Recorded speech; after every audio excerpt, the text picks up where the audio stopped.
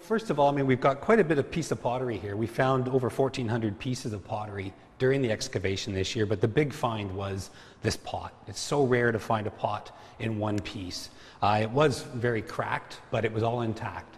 Once the clay dried, it kind of came apart. But this was a really exciting find to find, something intact, and it's got decoration on it, which is really nice to see. We can see how the pot was decorated, how it fits together. So we get a real sense for the size of it. So that was really, really interesting for us. Where we found it is in a layer, we have a manor house we're excavating, and there's a demolition layer. And we really didn't know the date of it, although the pottery is sort of 12th, 13th century, but of course that's a long period. It looks like this is probably dating from, it's probably mid-1200s.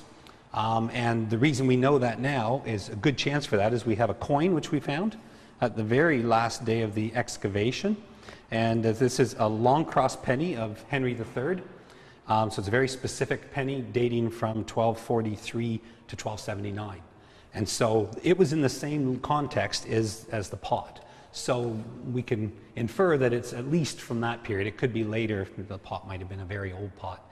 But it gives us a really good date, sort of end of the 1200s, which fits in very nicely with some of the other evidence that we have in the documentary evidence.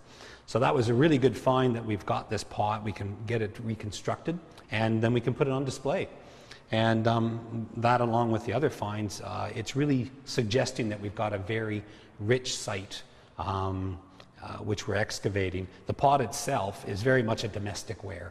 It's the kind of thing that it's charred. And so this is a cooking pot. They would have put food in it and set it right in the fire. And so it's your general stuff, nothing like a fancy tableware, but we have lots of that, which we found as well. And so it's a real star find of the summer.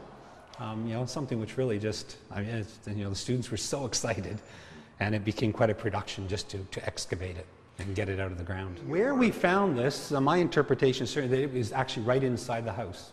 So it was sort of sitting on the floor surface, the occupation layer, and then the house collapsed around, and this had been left there. And so it was filled with a lot of soil, burnt clay. The daub from the walls were in the pot.